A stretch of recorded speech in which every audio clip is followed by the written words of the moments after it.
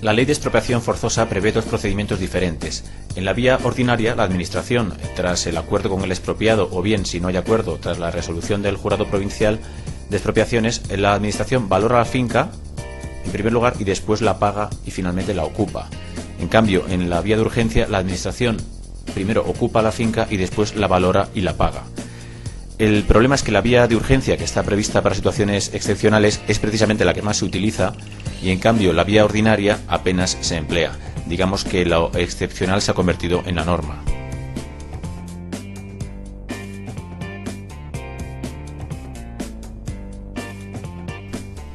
Lo primero será contratar un abogado especializado en la materia que le orientará sobre los pasos que conviene tomar para obtener una contraprestación razonable, un verdadero justiprecio. Después, comprobar los aspectos registrales de la finca, que está correctamente inscrita en el catastro, en el registro de la propiedad y que las superficies que constan en estos registros son las adecuadas, son las correctas. Deberemos también reunir toda la documentación posible sobre la finca a expropiar y los perjuicios que se ocasionarán. Escrituras de propiedad, un reportaje fotográfico, cédulas urbanísticas, las facturas de las inversiones de mejora que hayamos realizado, un listado de los elementos afectados por la expropiación, es decir, los árboles, las cosechas, los edificios, etcétera.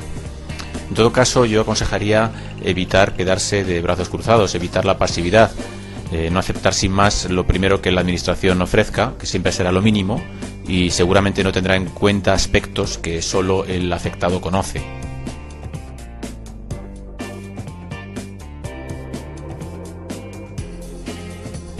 A veces conviene no quedarse en luchar por un buen justiprecio, sino ir más allá e impugnar incluso la necesidad de ocupación de los terrenos que alegue la Administración para acudir a esa expropiación forzosa.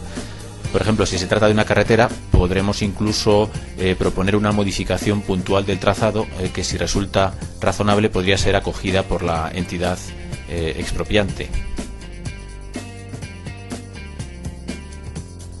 La hoja de aprecio es un documento en el que el expropiado recoge su propia valoración del bien a expropiar.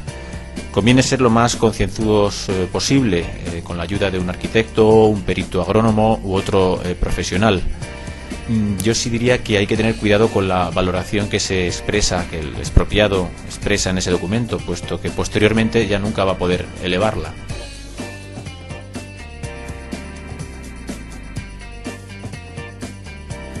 En primer lugar, podemos exigir el premio de afección, que no es más que el valor moral, el valor sentimental, digamos el cariño que el propietario tiene con su finca, con sus bienes, y que se calculan de forma objetiva en el 5% de la tasación. La Administración no suele incluir este premio de afección en su oferta inicial, así que conviene pedirlo expresamente en nuestra hoja de aprecio y en nuestros escritos o impugnaciones posteriores. Por otra parte, si no estás de acuerdo con la oferta de la Administración y decides acudir al Jurado Provincial de Expropiación o incluso a la vía judicial, conviene exigir los intereses de demora.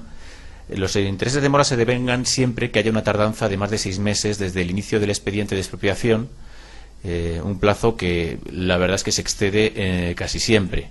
Si pasan más de 2 años, podemos incluso exigir una nueva tasación de los bienes que tenga en cuenta la revalorización que en su caso haya experimentado la finca durante ese periodo.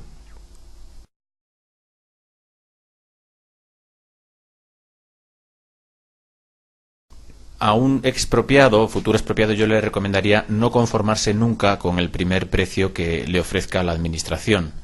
Hay informes de consultoras solventes que confirman la enorme desproporción que existe entre las valoraciones que habitualmente hace la Administración para calcular el justiprecio y las cantidades que finalmente conceden los jueces, que conceden los tribunales.